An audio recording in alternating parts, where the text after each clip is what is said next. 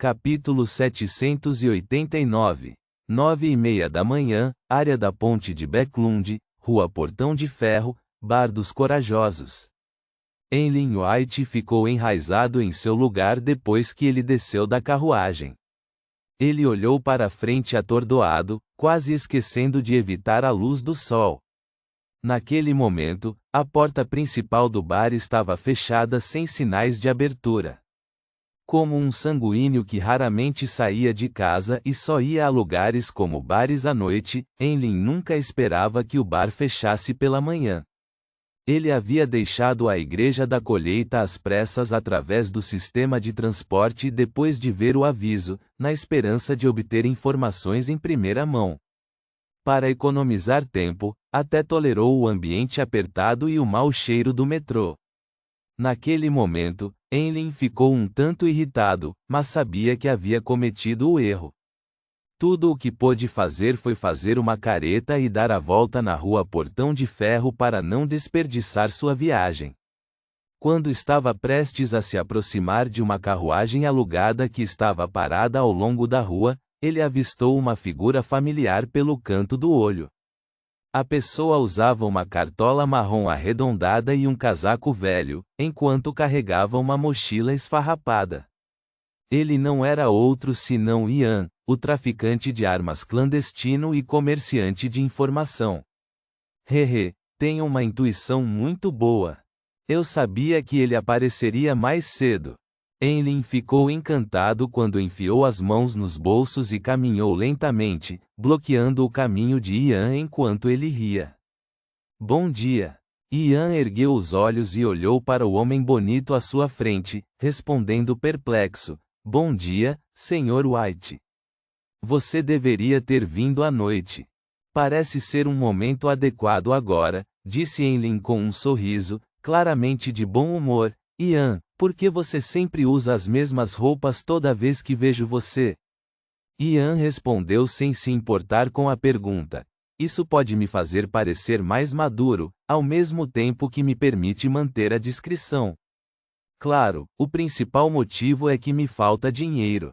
A frase final foi acrescentada em tom de brincadeira. Estou ansioso para ver seu traje no verão, disse Eileen com uma zombaria. Vou tirar meu casaco. Enquanto Ian falava, tirou 2 pedaços de papel de sua mochila esfarrapada. Eram os avisos de recompensa que Eileen havia lhe dado anteriormente. Alguém no Burgo Leste viu essa pessoa. Ele entregou um dos papéis para Eileen e nele estava o nome Argus.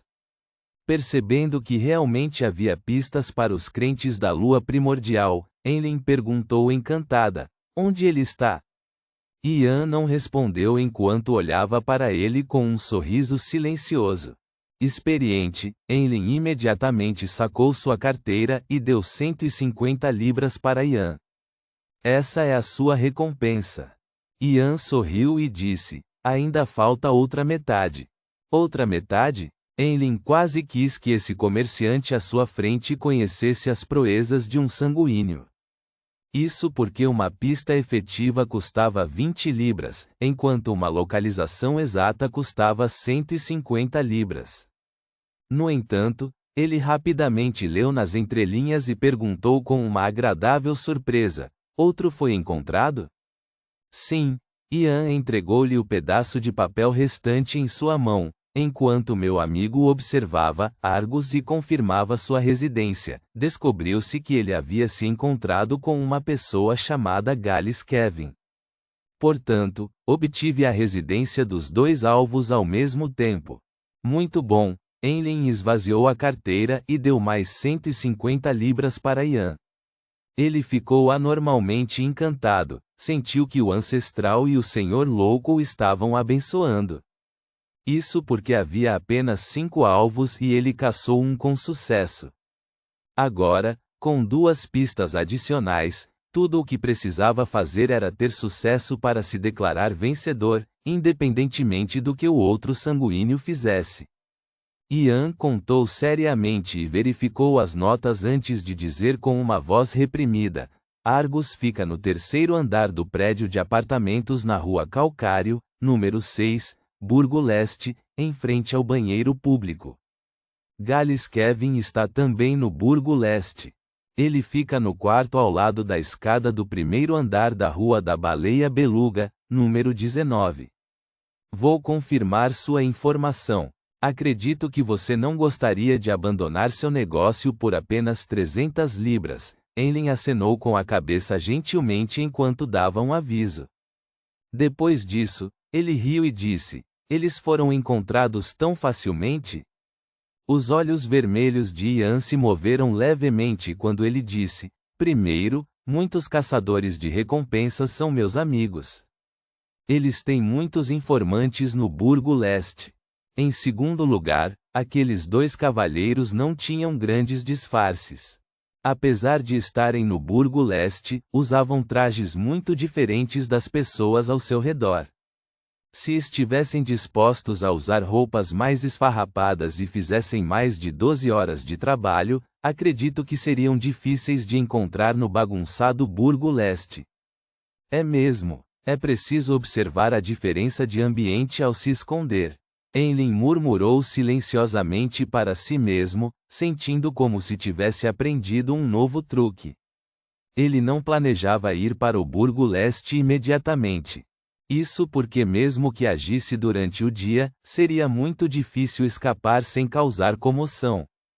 Era um ato bastante perigoso em Backlund, pois significava que os punidores mandatários ou falcões noturnos poderiam bater a porta logo depois que ele voltasse furtivamente para casa. Enlin planejava verificar a situação e agir entre 8 e 9 da noite, após a reunião de tarô. Um crente da lua primordial de antes era bastante forte. Esses dois provavelmente não são mais fracos. Embora eu tenha confiança, parece inseguro confiar apenas em mim mesmo. Enquanto Enlin considerava o problema, acenou com a mão e despediu-se de Ian. Ele viajou em uma carruagem alugada, voltando para o lado sul da ponte. Reticências. Condado de Chester Leste, cidade de Stoen. Audrey ficou atrás de uma grade, observando os criados colocarem os itens trazidos do castelo da família em locais adequados. A cena era movimentada, mas ordenada. Enviarei alguém ao professor associado Michele mais tarde e direi a ele que farei uma visita à Fundação de Busca e Preservação de Relíquias. Espero que eles tenham obtido alguns itens que foram contaminados com efeitos Beyonder. Enquanto a mente de Audrey vagava, ela não pôde deixar de sorrir. Estava orgulhosa de sua decisão de doar os fundos para estabelecer a fundação. Quando seus olhos, tão lindos quanto esmeraldas, viram a hora no relógio de parede, ela rapidamente controlou seus pensamentos e se virou para voltar para seu quarto. Suzy estava jogada num canto do quarto. Suas patas dianteiras estavam cruzadas, dando-lhe uma sensação de elegância. Na frente dela havia um livro aberto. Havia linhas densas de texto escritas nele. Suzy levantava uma das patas dianteiras de vez em quando para virar a página enquanto lia com grande seriedade.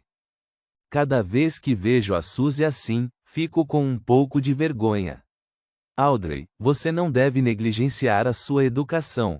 Audrey encorajou-se em silêncio enquanto se aproximava, planejando fazer com que Suzy saísse para guardar a porta. Suzy ergueu os olhos e olhou para Audrey antes de se levantar e dizer: eu sei. Depois de dizer isso, saiu rapidamente do quarto sem fechar a porta. Eu não disse nada, Audrey piscou enquanto murmurava baixinho para si mesma. Ela havia dado essas instruções muitas vezes.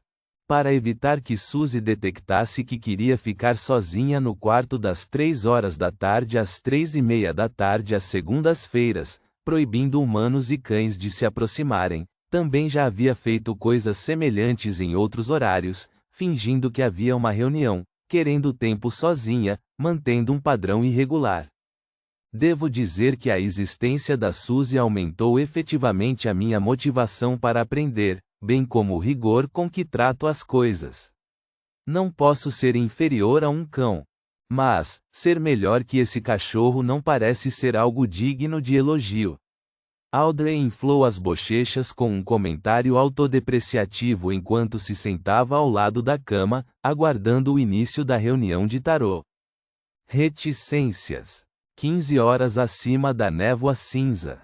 Figuras vermelho escuras surgiram ao longo dos dois lados da longa mesa de bronze, materializando-se em diferentes figuras borradas. Boa tarde, Senhor Louco Tio. Audrey cumprimentou com uma voz alegre enquanto se curvava. Os outros membros cumprimentaram um após o outro até que a presença no assento de honra assentiu em resposta. Enquanto estava sentada, Force não pôde deixar de olhar para o Senhor Mundo, imaginando como deveria começar. Além de repassar a resposta de seu professor para a Madame Eremita, ela planejava trazer alguns assuntos. Primeiro, ela queria dizer ao Senhor Mundo que devido à dificuldade da missão, ela lhe pagaria mais, mas isso exigia que ele esperasse. Isto porque a venda das casas demorava. Em segundo lugar, após muita deliberação, ela pensou em uma boa maneira de ganhar dinheiro e aumentar sua força. Ela se inspirou nas ações do mundo, alugar as viagens de Leimano. Quando um membro precisava de um item para aumentar temporariamente sua força de combate para lidar com certas situações, ele poderia alugar as viagens de Leimano dela. O aluguel poderia ser pago de duas formas: em dinheiro, que não era muito caro, ou registrar os poderes do Beyonder. Isso também significava que o locatário tinha que garantir que o livro de feitiços fosse devolvido com mais páginas preenchidas. É claro que, como fornecedor, Force registraria poderes úteis do aprendiz, como abertura de porta, fornecendo ao locatário ajuda relevante. Um problema que poderia facilmente acontecer nesta transação era que o locatário poderia não devolver, mas com o Senhor Louco testemunhando essas trocas no clube de tarô, Force acreditava que ninguém ficaria cego pela ganância. E a morte do locatário era um evento de baixa probabilidade de perda das viagens de Leimano. Mas com todos sabendo que poderiam orar ao Senhor Louco em tempos de perigo, a probabilidade de morte era ainda menor. Como pode não haver riscos ao fazer negócios? Vou conversar com o Senhor Mundo sobre quando ele irá usá-lo para que não haja conflitos. Force retraiu o olhar e ouviu a Madame Eremita falar. Honorável Senhor Louco, desta vez tenho 2 páginas do diário de Roselle. Desde que o contato foi feito com a Rainha Misteriosa, o recebimento de páginas do diário se estabilizou de uma maneira bastante assustadora. Klein assentiu levemente e riu. Muito bom. Após um breve silêncio, Kettle conjurou 2 pedaços de papel marrom amarelados. Eles pularam nas mãos do Senhor Louco como se tivessem escavado um túnel através do mundo espiritual. Klein baixou lentamente o olhar para o diário em suas mãos. 29 de dezembro. É quase um ano novo novamente. Todos os mausoléus foram construídos. O que está feito não pode ser desfeito. Ponto.